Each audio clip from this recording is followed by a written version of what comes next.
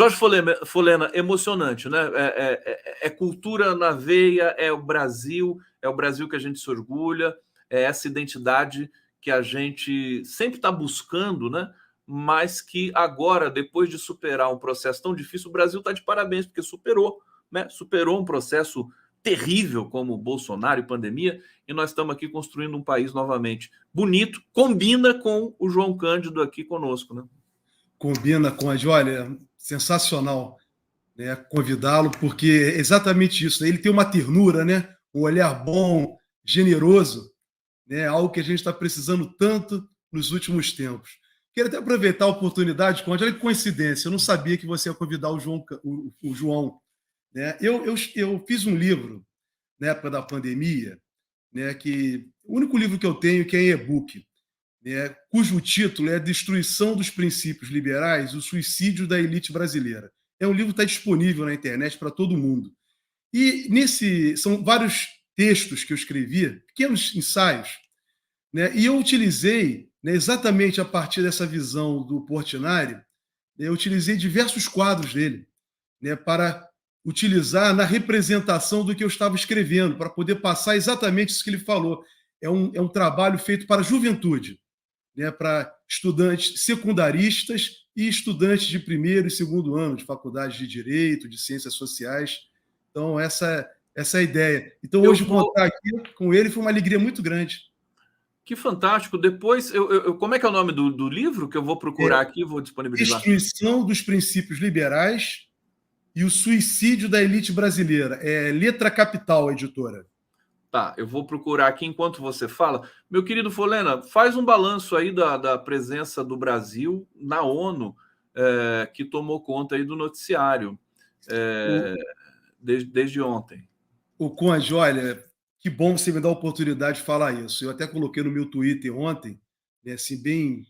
No início até teve um erro do editor de texto, que alguns companheiros me lembraram, a Odília, por exemplo, que acompanha a gente aqui, me lembrou, né, depois eu corrigi. Mas o ponto fundamental ali, Conde, a meu ver, o presidente Lula ontem, ele falou por todos os povos do mundo. Todos os povos do mundo. Foi uma digna abertura de uma Assembleia Geral da ONU, porque ele, sendo o primeiro a falar, ele não estava falando apenas pelo Brasil. Ele falou pelo povo brasileiro, ele falou por todos os povos do mundo, inclusive dos países desenvolvidos, em que hoje, né, o neoliberalismo que ele citou, né, tem destruído com a esperança de trabalhadores no mundo inteiro, inclusive nos países ricos.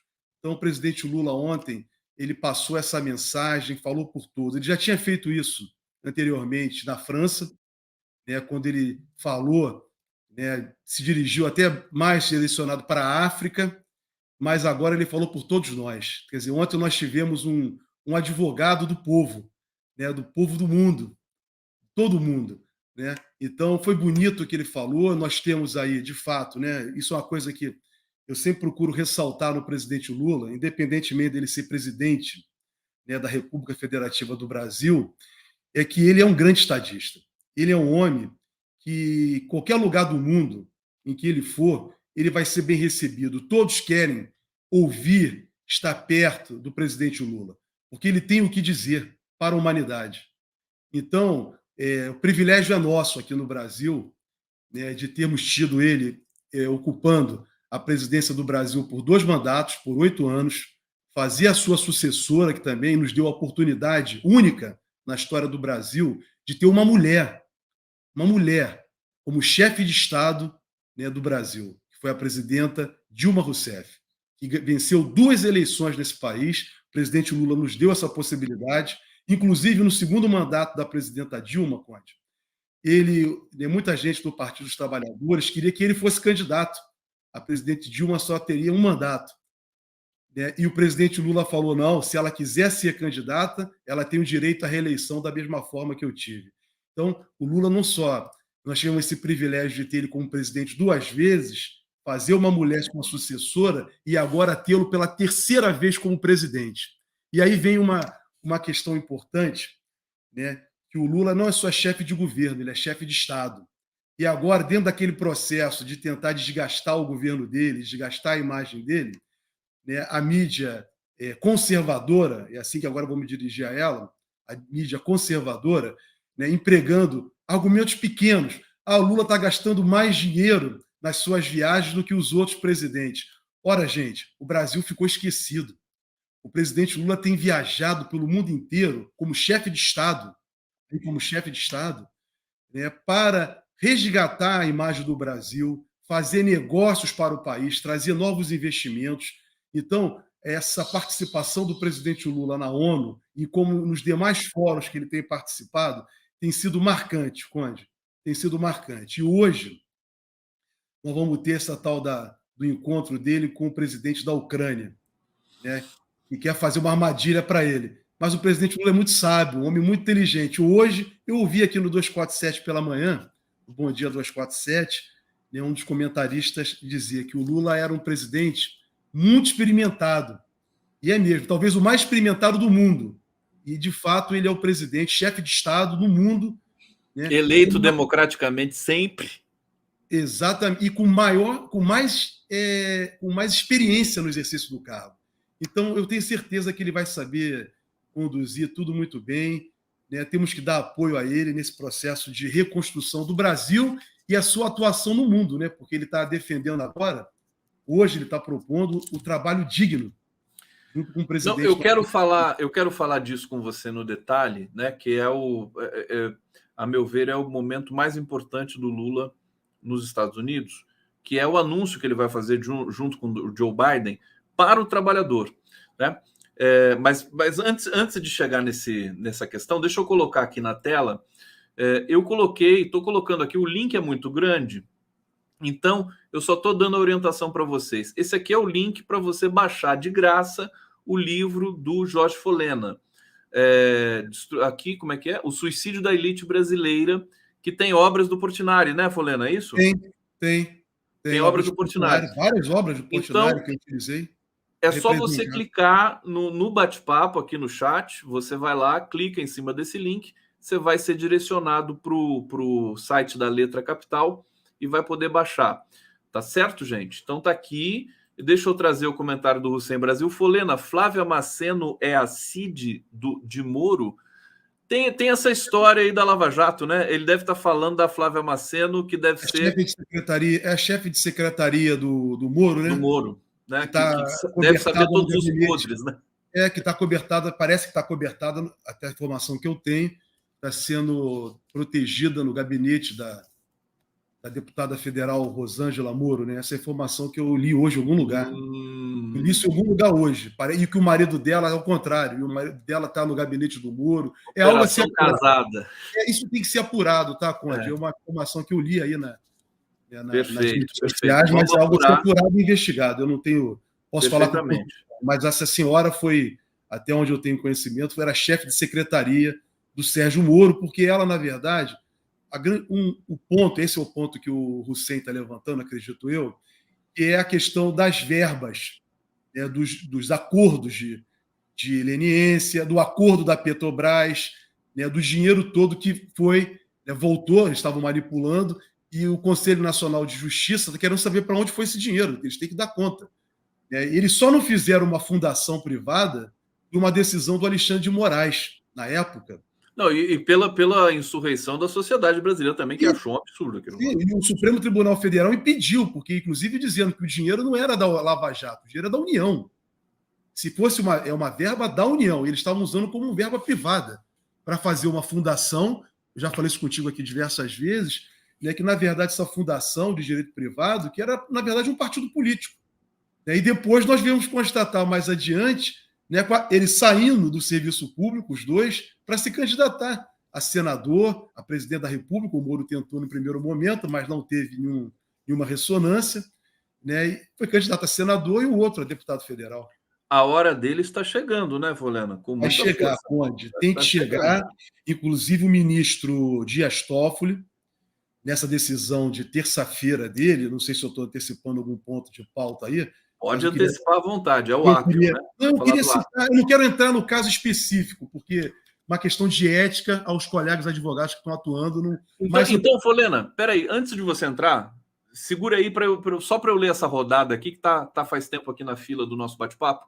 Olha, Fabrícia Ribeiro, a obra Meu Pai é igualzinha a do meu avô materno, Afonso. Estou aqui chorando em casa. Um beijo para você, Fabrícia. Obrigado. Todo mundo emocionado aqui com a presença do João Cândido Portinari. E deixa eu vir aqui, deixa eu só procurar as mensagens que estão na fila. Aqui começando com a Silvana Costa. Condinho, e esse absurdo da CCJ do Senado, via Alcolumbre, sobre votação do marco temporal? Não foi resolvido pelo STF? Você está sabendo alguma coisa disso, Folena? Há uma tentativa, sim, há uma tentativa no Senado, né, de aprovar um projeto de lei, uma medida legislativa, né, para tornar, né, legislar a respeito do marco temporal, tornar ele algo previsto na legislação. Hoje tem um prosseguimento do julgamento no Supremo, hoje à tarde, né? É onde eu tenho informação. Hoje vai ser retomado o julgamento, até porque a ministra Rosa Weber, né, pediu que ela gostaria de, antes de sair, entregar o voto dela na questão do marco temporal. Hoje pela manhã estava sendo noticiado isso, que seria hoje retomado o julgamento. E espero, ministra Rosa Weber, ter um voto favorável contra o marco temporal. A ministra Carmen Lúcia também deu voto contrário ao marco temporal, e os outros ministros, né? Já tem e aí o Senado vai ter que acatar o STF? Aí passa a ter uma situação, aquilo que a gente fala, né? Eles fazem isso para tentar superar uma decisão judicial, na verdade. Mas aí vai ter aquela situação. Eu analiso isso constitucionalmente, né? É um afronto ao Poder Judiciário. Quer dizer, o Poder Legislativo pode fazer leis? Pode, né? Mas leis a partir de decisões que já definiram, a partir da Constituição, né, se for o caso, eu entendo que vai ser o caso, de recusar o marco temporal, né, de considerá-lo inconstitucional, né? Mas é um desvio, né, de finalidade, quer dizer, usar uma instituição, né, o que é o Parlamento Brasileiro, né, que produção de leis, né, para atingir um outro fim, diferente daquilo que já foi debatido, inclusive, né, com a ratificação judicial. Então, sempre isso aconteceu. O Bolsonaro, no seu governo, fez isso diversas vezes. O melhor exemplo disso foi aquele caso do Silveira, que foi condenado pelo Supremo Tribunal Federal, e ele fez lá depois um indulto. Então, quer dizer, isso tudo é desvio de finalidade. Então, é uma tentativa que eu considero absurda, né, por parte do Senado. Eu acho que isso não vai prosperar a partir do momento que tiver uma decisão que o Supremo Tribunal Federal vier definir que é inconstitucional o marco temporal. Perfeito. Vamos ficar atento a tudo isso. Lembrando que o indulto ao Alexandre Silveira foi o indulto mais fracassado da história da humanidade, né? Porque assim, o Bolsonaro deu o indulto e aí imediatamente o Alexandre Silveira está preso nesse momento, né? Cumprindo pena. Aliás, o julgamento do Roberto Jefferson também tem que ser exemplar, hein, Folena? Eu estava vendo aqui, quer dizer, as atrocidades, a policial que foi ferida no rosto por um estilhaço de granada. Prego. Ele utilizou prego, inclusive. Vamos estar acompanhando isso aí. Segundo a perícia. A perícia, né, tem uma perícia em curso, né, para apurar, verificar, né, todo esse grau de destruição que ele provocou, né, com a utilização das armas empregadas, arma de fogo empregada. Parece que encaminha nesse sentido. Quer dizer, Conde, eu não tenho a menor dúvida que ele vai ser levado, né, tudo que ele fez, né? Mas ele foi uma tentativa de homicídio, né? Então ele tem que ser levado ao tribunal do júri. Para mim, não tenho a menor dúvida com relação a isso. Pois é, e ele está, não sei se você viu, ele está todo deprimido. Assim, a covardia é tanta que o cara não aceita a prisão e teve quase para morrer, porque parou de comer e tudo mais. Bom, não vamos falar do Roberto Jefferson hoje, porque a gente tem assuntos mais importantes aqui. Cíntia Chaim, até parece que o Lula não apoia o Haddad, ele é de esquerda. Hussein Brasil, se Tarcísio está hospedando Bolsonaro para evitar que ele sofra busca e apreensão, isso seria obstrução de investigação da prisão preventiva de Tarcísio. Luiz Edgar de Souza, não basta Rui Pimenta, agora Bex. Essa aqui já são as mensagens anteriores. Meu querido Jorge Folena, você está preparado para falar para a gente sobre a questão do Apio? É isso que você... Não, eu estava falando, eu não quero falar do caso em si, Conde, porque tem advogado, mas quero falar em tese, é um procedimento da Lava Jato e a partir da decisão do Toffoli. Vamos lá. Eu não vou entrar especificamente no caso concreto, mas sim o que decorre disso. não é a primeira vez, o ministro Toffoli já está, é a segunda decisão dele, ele está deixando claro que tem que fazer uma apuração, inclusive colocou isso, tem que fazer uma investigação do comportamento, né, dos membros, do ex-juiz que era titular da 13ª Vara Federal de Curitiba, no caso, o senador, hoje senador, com relação aos membros da Força Tarefa, né, o ministro Toffoli, tanto na decisão anterior como nessa decisão agora, ele também coloca, né, o método empregado por eles, que é um método totalmente ilegal, totalmente ilegal. Então, Conde, olha, ele, inclusive, está deixando claro que o Conselho Nacional de Justiça tem que atuar, inclusive com relação ao Tribunal Regional Federal da 4ª Região. Porque o que está acontecendo, eles estão fazendo um enfrentamento a decisões do Supremo Tribunal Federal. Não é só do ministro Toffoli, não. Eles já estavam fazendo isso com a decisão do ministro Ricardo Lewandowski. Então, o que está se passando é isso. Cada dia que passa, né, fica claro, vai ficando cada vez mais claro, né, tudo que foi a Operação Lava Jato. Não foi uma operação jurídica. Ela foi uma operação política e com objetivos de destruição do país, da economia do país, da soberania do país e levar o estado que nós estamos hoje, né? Um estado em que um bom tempo possibilitou que a extrema-direita tivesse à frente do governo do país, né? Tirando esperança dos trabalhadores, né? Gerou mais de 4 milhões de desempregos, tirando esperança da juventude, que nós falamos hoje aqui, possibilitando que crianças, né, e adolescentes voltassem para a rua, que voltasse a prostituição infantil e de mulheres. Então, isso tudo, todo esse processo de destruição que o Bolsonaro expressou, né, ele falou isso, que o meu governo é o governo que vai destruir tudo, ele tem como base, como fundamento, a Operação Lava Jato.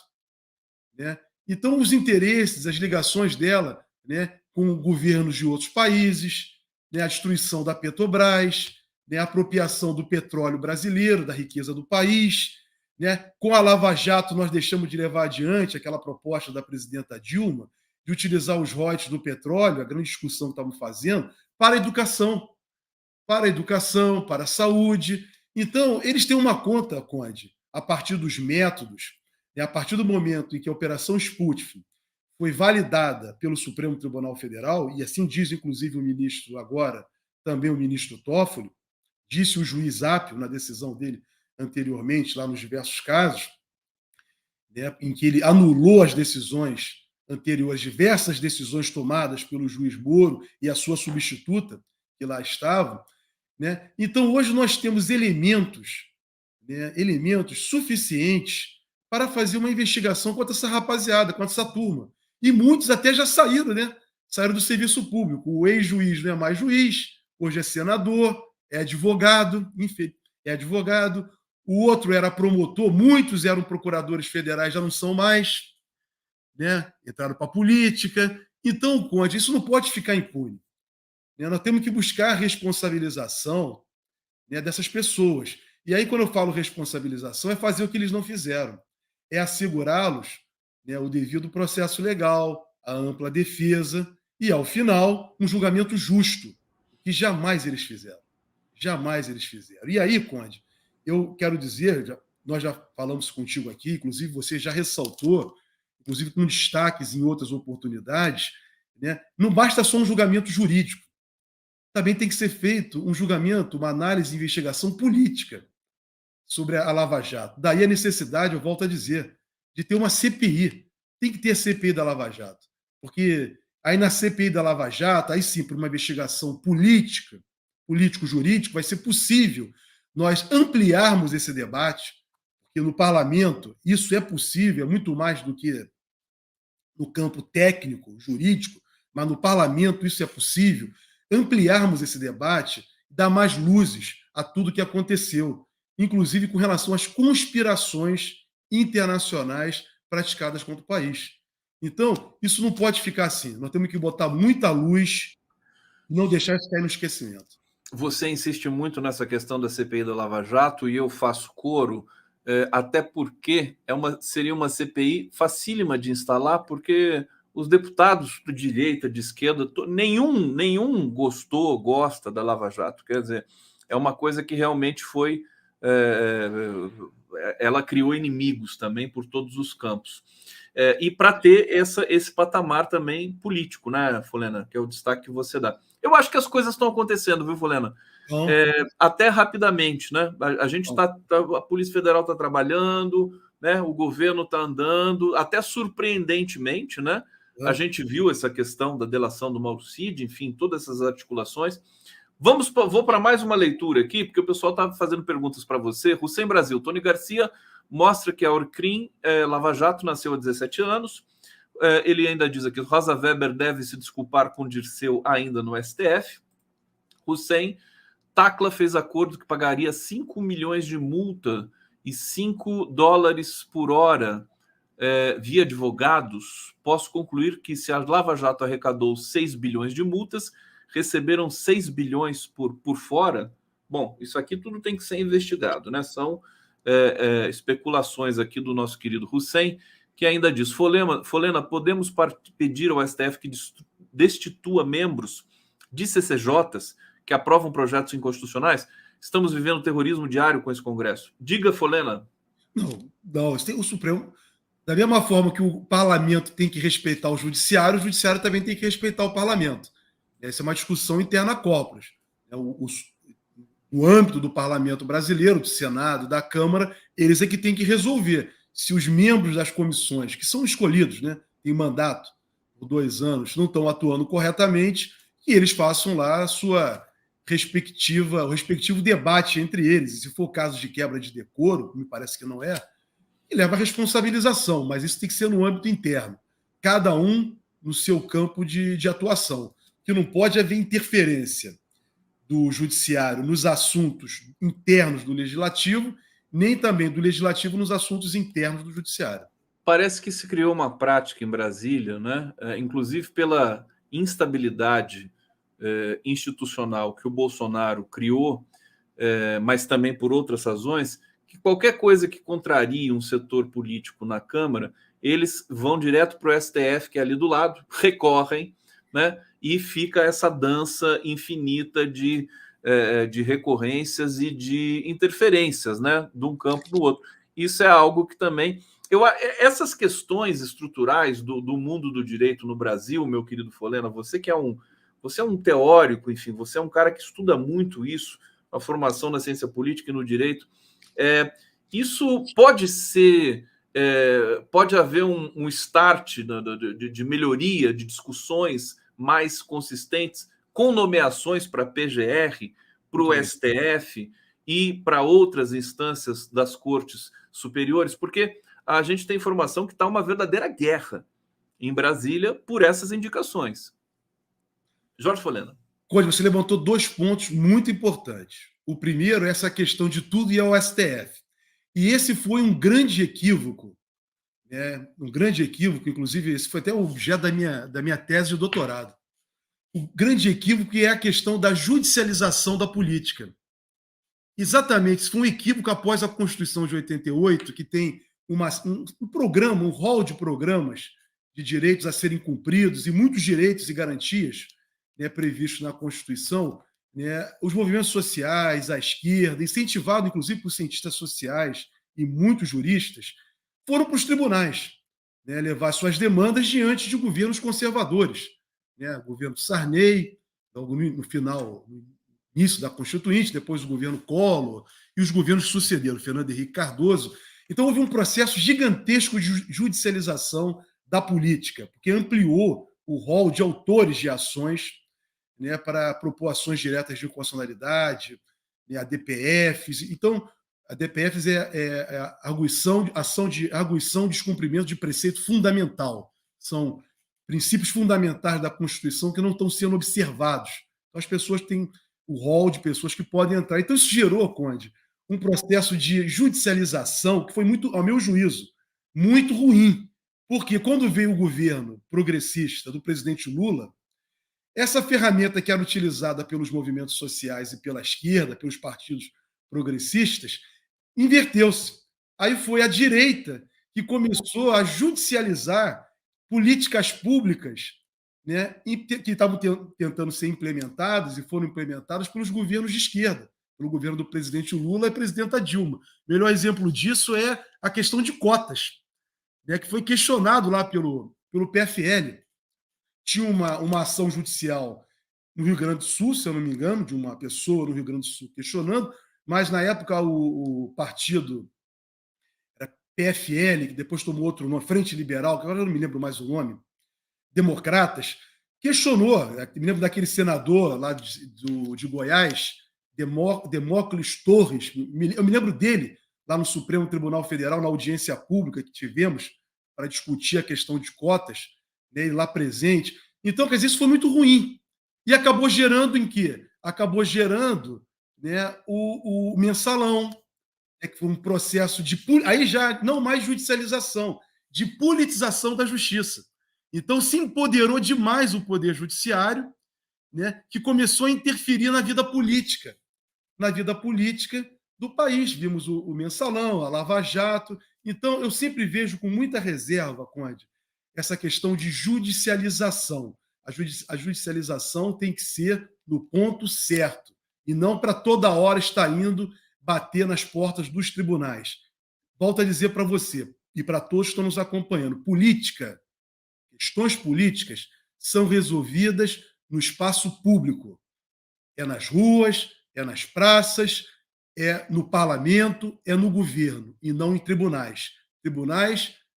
Os tribunais não são lugares apropriados para se fazer política. Tribunal é para evitar conflitos, resolver situações que não foram solucionadas politicamente. Agora, a política tem que fazer no espaço próprio. Com relação às nomeações, Conde, é muito importante isso que você levantou, e eu queria aqui dar um destaque.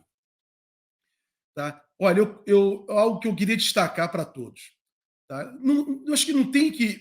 Primeira coisa, a nomeação para esses cargos de ministro do Supremo Tribunal Federal, tribunais superiores, Procuradoria-Geral da República, tem que caber a quem foi eleito.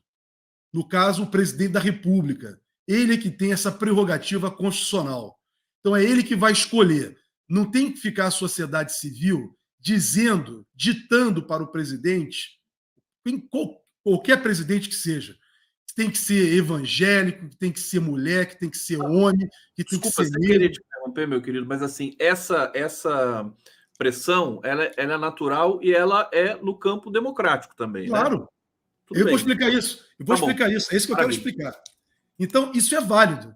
Mas quem vai escolher, quem tem essa prerrogativa de escolher, é o presidente da República. Esse é um ponto importante. Faz parte de todos fazermos pressão política, claro. Isso é válido. O parlamento faz, todo mundo faz. Então, estamos no direito de fazer. Independentemente disso, eu entendo que para ser ministro, por exemplo, do Supremo Tribunal Federal, ser um procurador-geral da República, independentemente de preencher os requisitos constitucional, né, de ser reputação ilibada e conhecimento jurídico elevado, tem que ter 3 outros requisitos, Conde, que eu considero fundamentais, independente desses 2. Primeiro, ser uma pessoa da sua história de vida que tenha defendido e defenda a soberania do país. Segundo requisito, que seja uma pessoa que defenda o desenvolvimento do país. E terceiro, uma pessoa que sempre esteve na luta pelo combate às desigualdades. Então, sem a pessoa preencher esses requisitos, a meu juízo, aí já dentro daquilo que você colocou, que é válido para todos nós, como sociedade, estamos apresentando, cornetando, como se diz aí, no linguajar comum, eu entendo, Conde, que esses 3 requisitos são fundamentais. Ser uma pessoa que tem um passado de luta na defesa da soberania, do desenvolvimento e do combate à desigualdade nesse país. Porque esse é um problema. Porque depois que nomeamos a pessoa e vamos olhar o passado, nunca defendeu a soberania do país. Exemplo disso é o que aconteceu no Mensalão, na Lava Jato, né? Quando vimos alguns votos que foram votos vacilantes. E quando você vai nas elites brancas, praticamente ninguém ali defendeu a soberania do país. Exatamente. Um processo de desenvolvimento nacional. E quando eu falo desenvolvimento, não é desenvolvimento só para os ricos, é um desenvolvimento para todos, que o bolo possa crescer e ser dividido entre todos, e que, por conseguinte, isso vai levar exatamente o maior problema do Brasil, que é um país rico, mas com um povo pobre. Então, daí uma pessoa que sempre tenha lutado também pelo fim da desigualdade. Jorge Folena aqui no Em Giro todos da os sentidos, tá? E a desigualdade aqui, Conde, para ficar claro, é em todos os sentidos, não é só econômica. É econômica, é racial, é de gênero e tudo mais que for necessário. Tudo mais, combater a desigualdade em toda a sua amplitude, toda a sua esse processo deletério, né, que é terrível para todos nós. Olha, a gente está terminando o Giro das 11, tem uma última mensagem aqui do Carlos Alberto Veloso Lopes, na verdade é uma pergunta, não vai dar tempo, viu, Carlos Alberto? Mas eu vou ler aqui para todo mundo. Se já houve correção do CNJ na 13ª Vara e o STF ordenou a volta de Apio, o CNJ não tem que informar a irregularidade que justificou o impedimento da volta de Apio, indo de encontro à decisão do STF. Bom, a gente vai acompanhar, continuem aqui conosco as nossas transmissões 247 na TVT, porque a gente vai continuar apurando isso aqui, nossa equipe jornalística vai estar em campo para trazer isso, para fazer mais análises. Certamente essa pergunta do Veloso Lopes vai ser respondida nas lives subsequentes aqui. Obrigado, meu querido Jorge Folena, parabéns, sempre um prazer receber você aqui. O João Cândido Portinari, eu vou te passar lá o contato dele, você vai levá-lo para os seus eventos fantásticos também aí, nessa operação que você faz aí também de combater a desigualdade, de denunciar, fazer os alertas para o país. E a gente fica por aqui. Um beijo grande para todos vocês. Amanhã estaremos de volta com mais um Giro das 11. Obrigado, gente. Valeu, Folena!